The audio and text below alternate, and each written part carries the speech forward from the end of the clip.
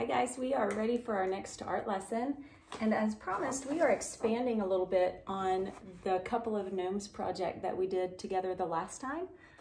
We are going to create a habitat or an environment where these gnomes might live out in the forest or in your garden. So we're going to draw one mushroom together. I'm going to give you some information on how to make this other one over here on the right. Just for time's sake, we won't draw that one together. And we're going to draw the vegetation around it and the little walkway. So a younger student could simplify this. Second through fourth grade will be okay, and anyone above that will be okay. And you can add little details. You could do a whole community of little mushroom houses. And these could be for fairies too. It doesn't just have to be gnomes. So the first thing we're going to draw is our hillside that our little mushroom house is sitting on. You should be drawing with pencil. I am doing this with Sharpie so that you can see it. And I colored mine mainly with marker with the exception of the background. So I just used two different types of Crayola. When I say types, I mean color sets of Crayola markers. And then the background, the sky, and then the ground down here, I just did with crayon. And then any place like on my door, I wanted it to be textured, so I colored with marker, but then I left some gaps in between and I went over that with crayon. So I kind of layered two different media on there. So you can do whatever you want. You can color with whatever materials that you have at your house. So let's get started. We're going to draw our hillside first, and it's just like a low hill down here at the bottom.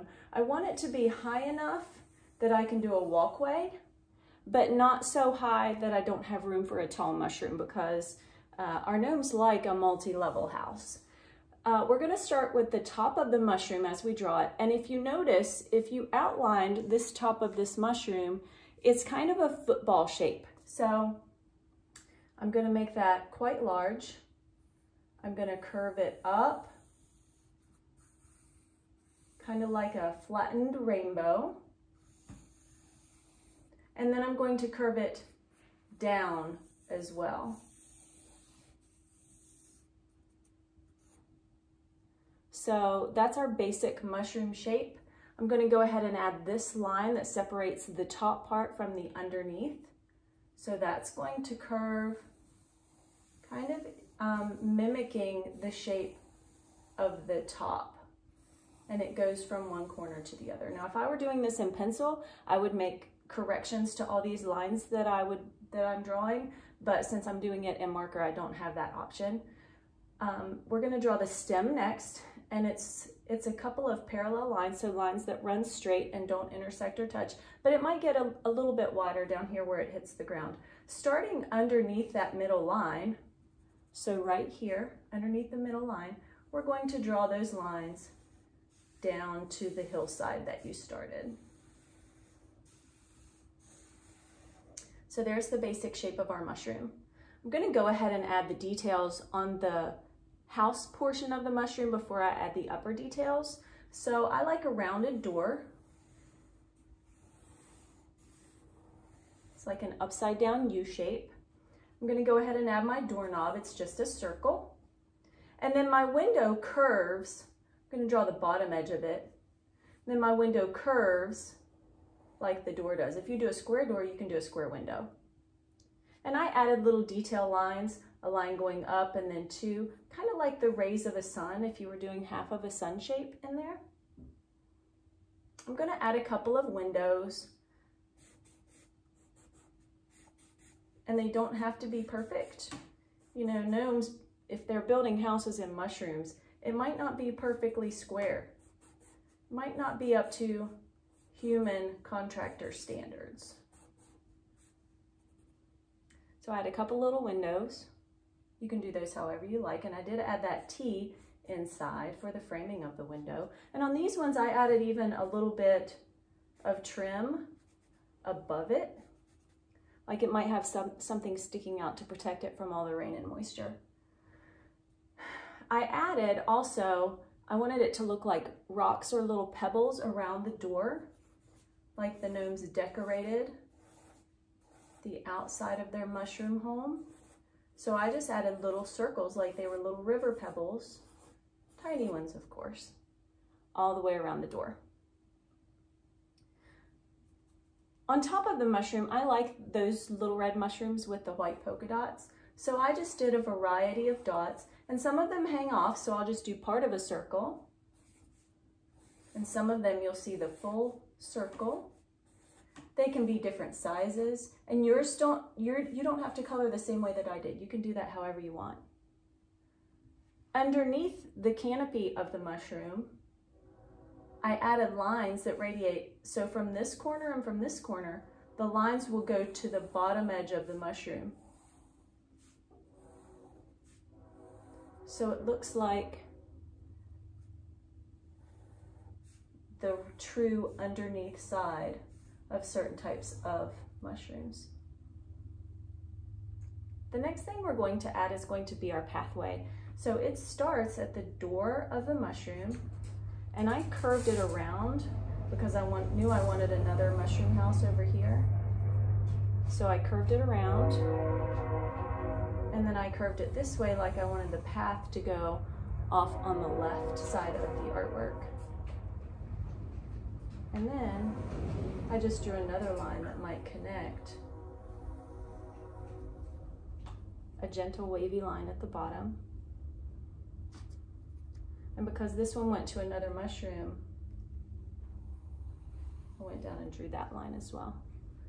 Your path can be perfectly straight if you want it to be, but I wanted mine to be gentle and rolly. So I would do another little mushroom here. You're going to do that mushroom the exact same way as you did that one. So we won't spend our time redoing the same picture. I want to talk to you about how to do the grass, how to do the ferns, and how to do the flowers. And then you can be loose to go ahead and finish your artwork and add color to it. So the grass is fairly easy. It's two rounded shapes that start at a peak and come down to the ground, and then I did a line in the middle. If you're having trouble with that, you can actually make a dot to be your starting point and drop it all the way down to the ground. And you can even do more than two right there. The flowers have a curved bottom. These aren't real flowers. This is an imaginary land, so we have imaginary flowers. So I did a curved bottom, and then I just did V shapes across the top. So it's like the letter V. And I added a curved stem that went down to the ground. And then I just added some leaves on the side, similar to our grass leaves, but they're a tiny bit smaller. You can add as few or as many as you want. I did my smaller flower the exact same way. My favorite part of this was my fern. So I'm going to draw my fern. I'm going to draw it this way so that I can give you lots of detail on that. I added V shapes, and the V shapes start smaller at the top and get bigger as they go down to the base of the fern.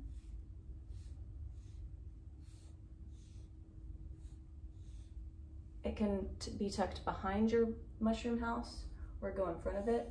If you notice, mine's behind my large mushroom, but then it's in front of my smaller mushroom because that mushroom house is further away.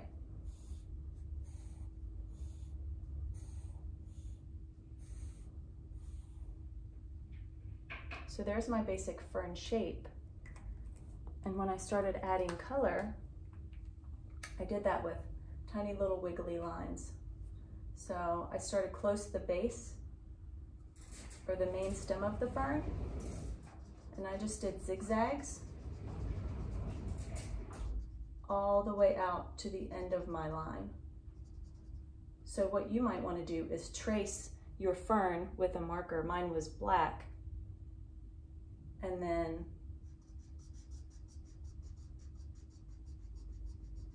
you'll still see the stem of the fern. So you start wider near the stem of the fern and gradually make your zigzags shorter as you get near the end. And that creates a really cool looking fern. I also went back with a lighter green and kind of traced those interior lines. So I traced my entire artwork with a black Sharpie. When I did it, I drew it with pencil, I traced with a black marker, and then I added color with my markers. For the pebbles on the walkway, I did tiny little dots. I used a gray marker and I spent a lot of time, and it was pretty calming. So if you take your time, it can be kind of a calming activity for you. And I just filled in with tiny little dots, and then I added a tiny bit of shading on top of that with a crayon. So please post your artwork. I would love to see what you come up with. If you make a whole town of little mushroom houses, that would be really cool. And you can even go back and do another artwork where you actually draw your little gnomes following this design that we did. You can draw some little gnomes in front of their little houses. So I'm super excited. I miss you guys so much. I love you, and I'll see you very soon.